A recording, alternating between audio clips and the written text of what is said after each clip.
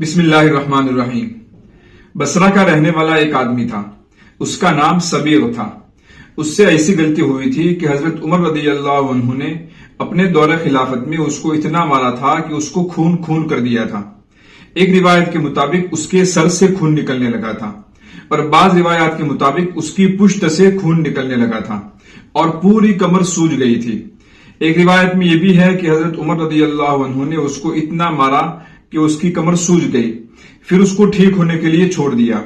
جب اس کی کمر ٹھیک ہو گئی تو پھر سے اس کو مارا، اور اتنا مارا کہ پھر سے کمر سوج گئی، پھر اس کو چھوڑ دیا، یہاں تک کہ جب اس کی کمر ٹھیک ہو گئی تو پھر سے اس کی پٹائی کی، پھر اس کو چھوڑ دیا، پھر جب ٹھیک ہو گیا تو پھر سے اس کو سزا دینے کا ارادہ کیا۔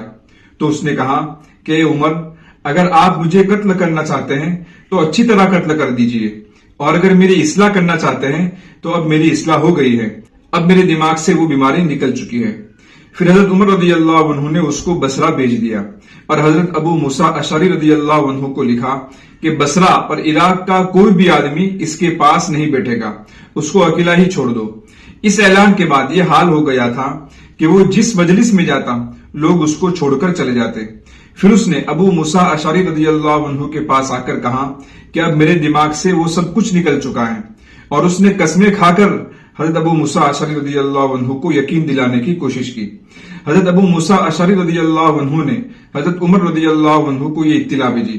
اس کے بعد حضرت عمر رضی اللہ عنہ نے لوگوں سے ملنے جلنے کی اجازت دے دی۔ اس میں اور بھی روایات ہیں۔ تاریخ دمشق میں ابن عساکر رحمۃ اللہ علیہ نے سب روایات کو جمع کیا ہے۔ ان روایات کی تفصیلات تھوڑی مختلف ہیں، لیکن ان تمام روایات سے ایک ہی بات معلوم ہوتی ہے کہ حضرت عمر رضی اللہ عنہ نے سبیغ کو بہت سخت مار ماری تھی۔ اب سوال یہ ہوتا ہے کہ آخر اس کی کیا وجہ تھی؟ تو دیکھیے، اس کی وجہ یہ تھی کہ وہ قرآن کے مشکل الفاظ کے متعلق لوگوں سے سوال کیا کرتا تھا اور شبہات پھیلاتا تھا۔ لوگوں سے مشکل الفاظ کے بارے میں سوال کر کے ان کو الجھن میں ڈالتا تھا۔ حضرت عمر رضی اللہ عنہ سمجھ گئے کہ یہ فتنہ اگر آگے بڑھے گا تو کتنا خطرناک ہو سکتا ہے، اس لیے حضرت عمر رضی اللہ عنہ نے سختی سے اس فتنے کو دبانا ضروری سمجھا۔ یہ قصہ فتنوں کے اس دور میں بہت ہی بڑا سبق دیتا ہے۔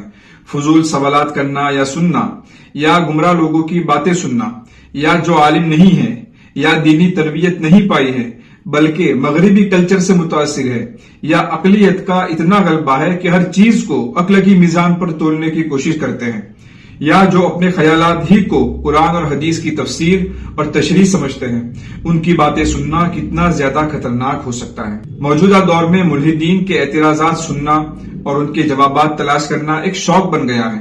اسی طرح یہ خیال کرنا کہ کسی بھی گمراہ شخص کی بات سن لینی چاہیے اور پھر اس کی باتوں میں سے اچھی اچھی باتیں نکال لینی چاہیے، یہ خیال بھی بڑا خطرناک ہے، کیونکہ دماغ کہاں بھٹک جائے کوئی گارنٹی نہیں ہے۔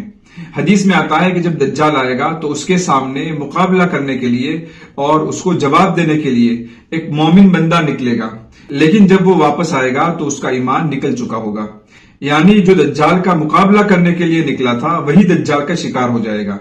ابھی دجالی فتنوں کا دور ہے، فتنے اور گمراہ فرقے اور گمراہ افراد ہر طرف پھیلے ہوئے ہیں، اور دجالی میڈیا انہی لوگوں کو آگے بڑھانے کی کوشش کرتا ہے۔